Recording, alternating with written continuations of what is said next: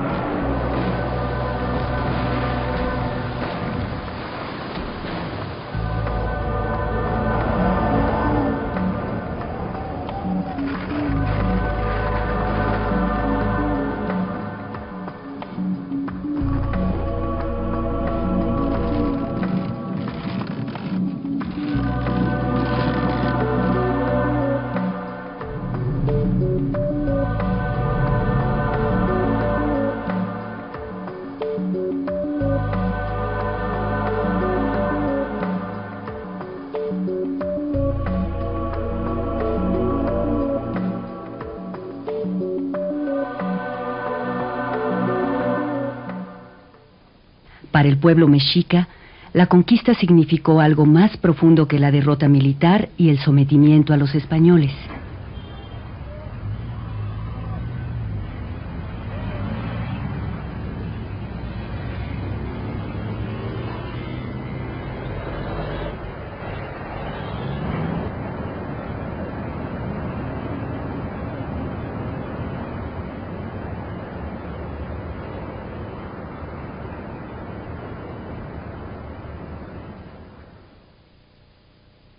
En ese momento, el esplendor de su dominio representaba la máxima expresión de religiosidad. La conquista fue, ante todo, el derrocamiento de sus dioses. Este fenómeno pudo significar un retorno hacia las deidades femeninas, el regreso al amparo primario de la protección materna, expresado bajo el culto a Tonantzin. Existen testimonios de varios misioneros que concuerdan en algo esencial. Tonantzin era una divinidad mayor, y su principal santuario se encontraba en el Cerro del Tepeyac, al norte de Tenochtitlan. Cualquier tipo de conquista supone un proceso irreversible del cual nace un nuevo orden social. En el caso de México, fue un violento choque de civilizaciones cuyos efectos se perciben hasta la fecha. El ejemplo más claro es el sincretismo religioso resultante de la conquista. La nueva Tonantzin, venerada en el Cerro del Tepeyac, tenía para españoles y criollos el nombre más familiar de Guadalupe, nombre de un santuario en el corazón de la Sierra Oriental de Extremadura, en España, el cual fue fundado después de una aparición milagrosa de la Virgen María a un pastor cuyo hijo había muerto, y a quien la Virgen regresa a la vida para que juntos informen a los clérigos sobre el milagro y el mandato divino de buscar una imagen suya enterrada, y así construir un templo en ese lugar. La combinación del paganismo indígena con el catolicismo español en el culto a Guadalupe Tonantzin es el resultado de la resignificación de la doctrina católica conformada a través de los años por el pueblo mexicano, que nunca abandonó por completo a sus antiguos dioses.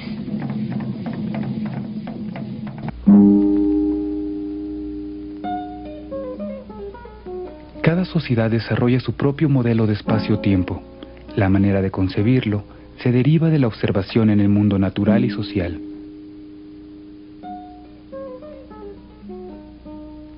El calendario gregoriano implantado en 1582 por el Papa Gregorio XIII corrigió la forma de medir el tiempo que había sido implantada en Roma casi 16 siglos antes por Julio César. El 24 de febrero de 1582, el sumo pontífice emitió un decreto, conocido como Bula Intergravísima, con el cual se proponía corregir la diferencia que existía entre el tiempo que la Tierra tarda en dar una vuelta alrededor del Sol, año solar, con el atraso del anterior calendario juliano.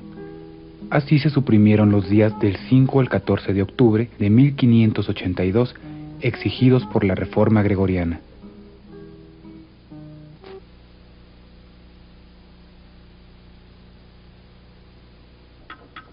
Los antiguos habitantes de Mesoamérica establecieron su calendario observando el curso del Sol en un año. El calendario de 365 días fue compuesto de 18 meses de 20 días cada uno, los que sumaban 360, más 5 días adicionales que completaban la cuenta precisa del ciclo solar. Aún existen algunos marcadores creados por los mesoamericanos y los marcadores naturales, desde los cuales se puede observar el recorrido diario del Sol. En el mundo natural, el Sol nace y muere, o sale y se pone día a día, brindando calor y vida a todos los seres vivos desde hace millones de años. Conociendo el mecanismo del año mexica y cristiano, y teniendo una fecha con año, mes y día en ambos calendarios, bastaría para tener una correspondencia indiscutible y explicarnos muchos eventos sin que hubiera problemas. Pero precisamente falta un dato de este tipo, pues las diversas fuentes históricas no se han puesto de acuerdo en una fecha que sin discrepancia reúna estas condiciones.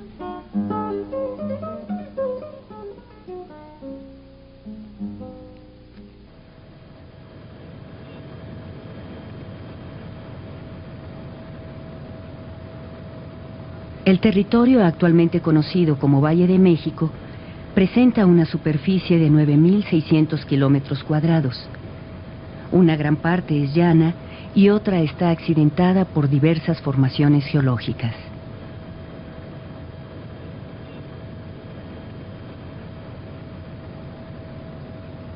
Para las culturas prehispánicas que se asentaron en el Valle de México, así como para el resto de Mesoamérica, el conocimiento de la astronomía fue fundamental para la planificación de sus asentamientos humanos, especialmente en la construcción de sus centros ceremoniales y la elaboración de calendarios.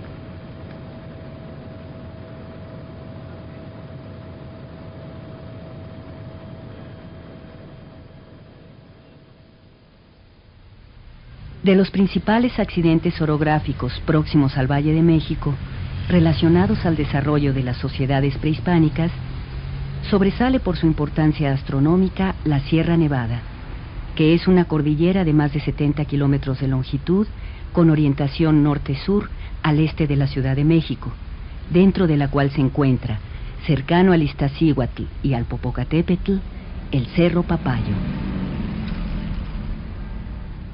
Estudios recientes han descubierto relaciones astronómicas entre las construcciones prehispánicas y este cerro.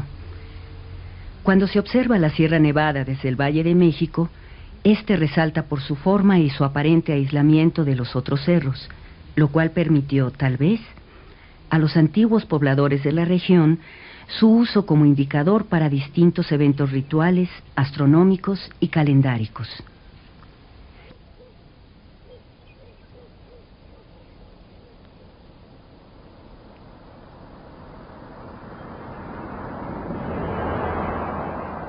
El Cerro Papayo se localiza a 45 kilómetros de la Ciudad de México. Consiste en un edificio volcánico apagado de aspecto cónico.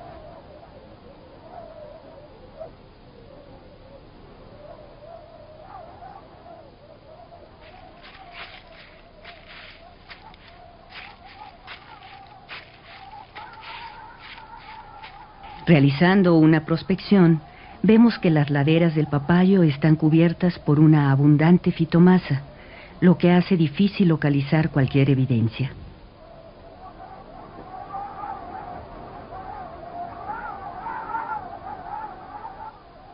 Los sitios arqueológicos de montaña carecen de espacio. Este, tan extenso, hubiera permitido la construcción de un importante edificio ceremonial con interesantes ofrendas.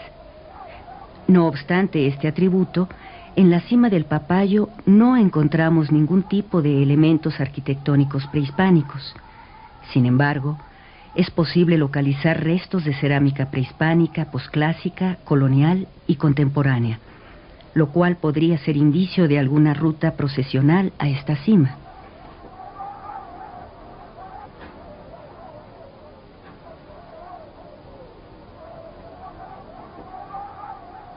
Llama la atención que a pesar de la distancia entre el Papayo y el Tepeyac, el santuario guadalupano por excelencia, en la actualidad este lejano cerro esté dedicado a la Virgen de Guadalupe. Podría tratarse de la continuación de un culto centenario de los sacerdotes astrónomos del Valle de México.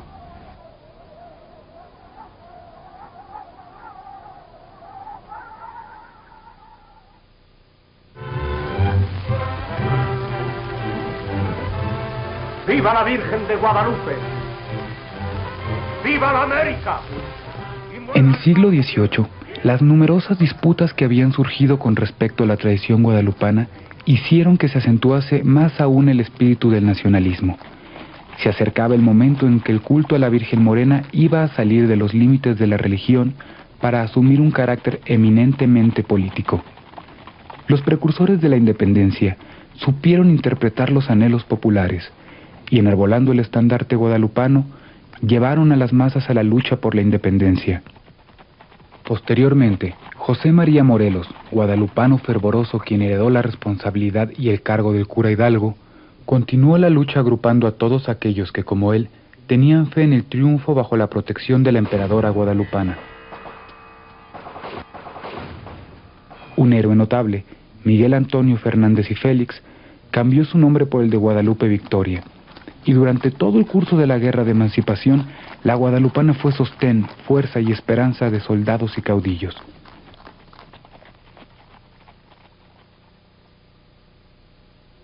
Hijos míos, sois soldados de la patria y es preferible morir a ser esclavos. ¡Viva la Virgen de Guadalupe! ¡Viva! ¡Viva la libertad!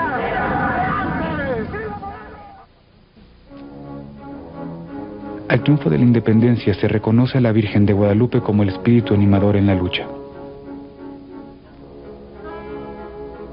Siendo primer mandatario de México, don Vicente Guerrero no fue menos guadalupano.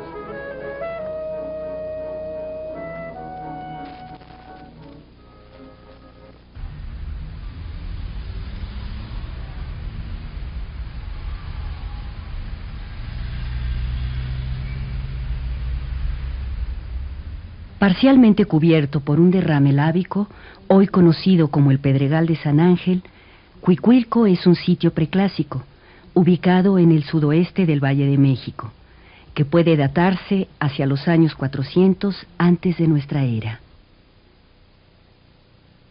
Al parecer, su nombre significa lugar de muchos colores, y se le considera el centro de población más temprano del Valle de México y el antecedente directo de Teotihuacán. Sus fundadores se dedicaron a la actividad agrícola y desarrollaron prácticas religiosas complejas. Hacia los años 300 y 100 antes de nuestra era, se construye su pirámide, la cual constituye un paso de capital importancia para la arquitectura mesoamericana.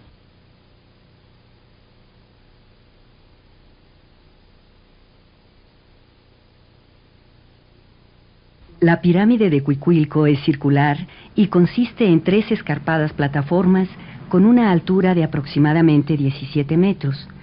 Posee 2 rampas colineales de acceso que definen su eje de simetría casi a lo largo de la dirección astronómica este-oeste. En la pirámide se observa por primera vez un sentido de orientación urbana de acuerdo con la dirección del movimiento solar. La rampa situada al poniente y la escalinata al oriente establecían el eje ritual de la ciudad sagrada, en donde el disco solar surge el 23 de marzo y el 20 de septiembre desde la cúspide del cerro Papayo.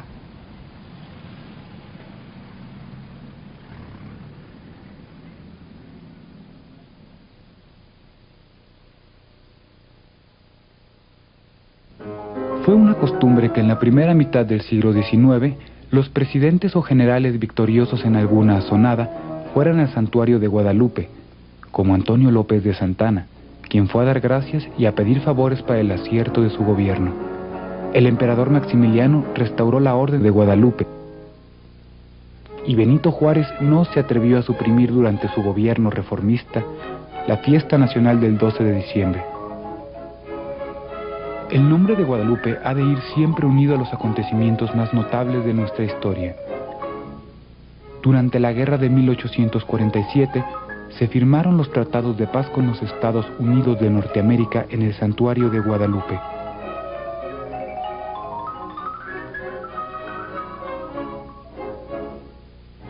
Y en 1862 se dio en el Cerro de Guadalupe, cercano a la ciudad de Puebla, la célebre batalla del 5 de mayo.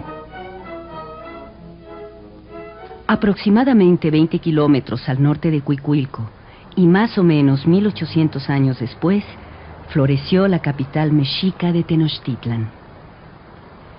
El centro religioso de la ciudad lo constituyó el Gran Templo Mayor. Su posición privilegiada permitió, sin duda, usar este imponente edificio como un observatorio astronómico. Los sacerdotes astrónomos mexicas podían registrar la coincidencia de puntos de referencia peculiares del horizonte con la posición del disco solar en ciertas fechas importantes para el ceremonial religioso, así como para el funcionamiento de su calendario. La información recopilada por el cronista franciscano Bernardino de Sahagún a mediados del siglo XVI señala que el año mexica empezaba el 2 de febrero. Considerando la corrección gregoriana, esta fecha correspondería al actual 12 de febrero. Restando los 5 días adicionales del calendario mexica, tenemos que el último día de su año es el 6 de febrero. En esta fecha, podemos observar desde el Templo Mayor que el sol surge de la cúspide del Cerro Papayo. Por lo tanto, el disco solar observado desde el Templo Mayor señala por medio del Cerro Papayo el fin del año y comienzo de los 5 días aciagos.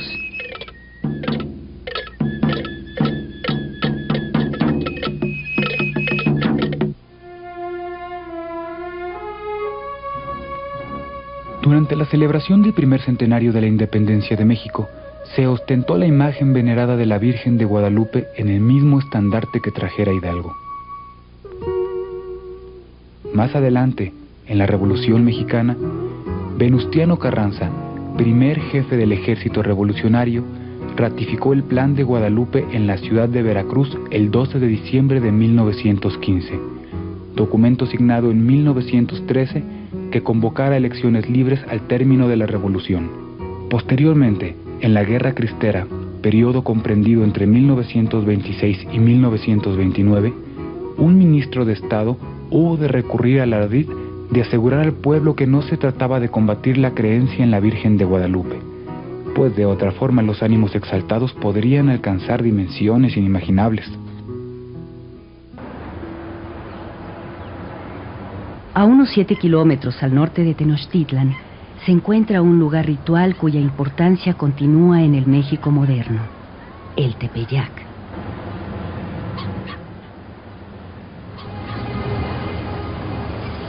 De acuerdo con la tradición colonial, la cumbre del Cerro del Tepeyac fue el escenario de la aparición de la Virgen de Guadalupe al indígena Juan Diego, a quien pidió construir una iglesia cristiana.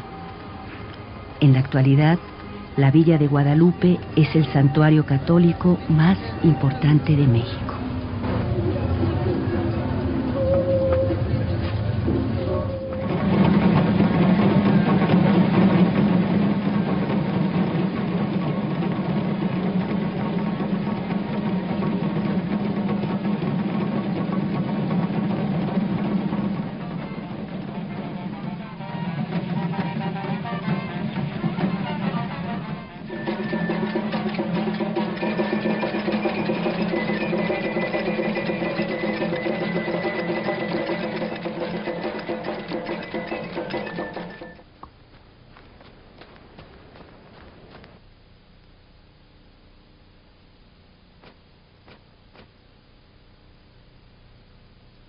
En un principio, La tradición devota estableció que la aparición tuvo lugar en la Sierra de Guadalupe, entre los cerros Tepeyac y Zacahuizco, en donde existió un templo prehispánico dedicado a la diosa madre Tonantzin.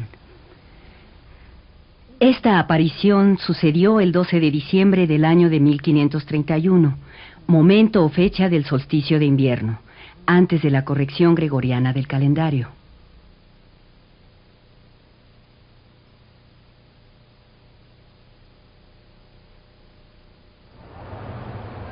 Por otra parte, el cerro del Tepeyac estuvo conectado físicamente con el cerro Zacahuizco, inmediatamente al norte, en plena Sierra de Guadalupe.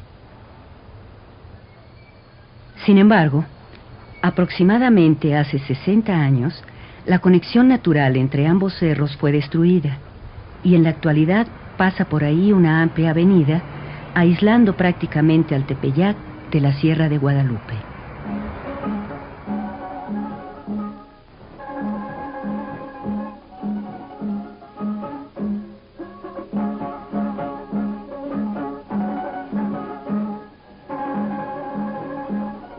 Antes de la destrucción del puente natural entre ambos cerros, la visita habitual de los peregrinos a la villa de Guadalupe incluía un ascenso hasta el Zacahuizco. Esta práctica puede apreciarse en las fotografías antiguas de este lugar. Según el cronista de la villa de Guadalupe, Horacio Sentíes, la primera aparición habría sido más bien en esta cúspide. Él se basó en el descubrimiento de un documento del siglo XVI recientemente hallado. Es en la cumbre de este cerro donde existió el templo prehispánico que relata la tradición. Actualmente existe ahí una capilla relacionada a la Virgen de Guadalupe.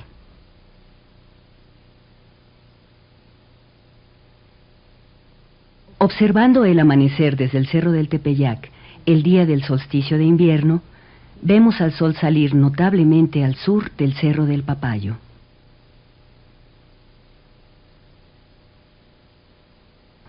Considerando la importancia antigua de este paisaje cultural, se propuso una hipótesis para explicar la no coincidencia del disco solar con el Cerro del Papayo. Quizá el sitio de observación del solsticio de invierno y también de la aparición fue el Cerro Zacahuizco. El actual 12 de diciembre sin la corrección gregoriana equivale, sumando los 10 días suprimidos por el decreto papal, al 22 de diciembre, día del solsticio de invierno. El evento astronómico en ambas tradiciones se destaca a partir de un hecho espectacular. Observando el disco solar desde la cumbre del Cerro Zacahuizco el día del solsticio de invierno, este surge justamente del Cerro Papayo.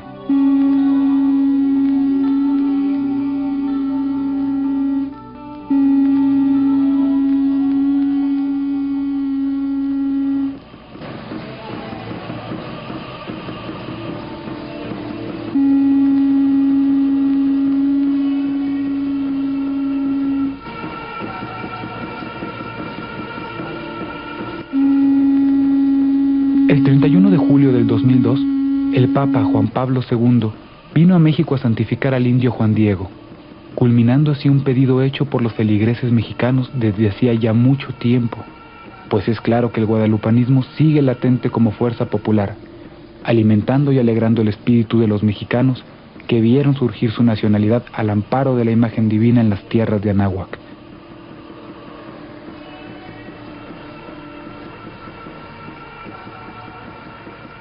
En buen tiempo vinimos a vivir. Hemos venido en tiempo primaveral. Instante brevísimo, oh amigos. Aún así tan breve que se viva.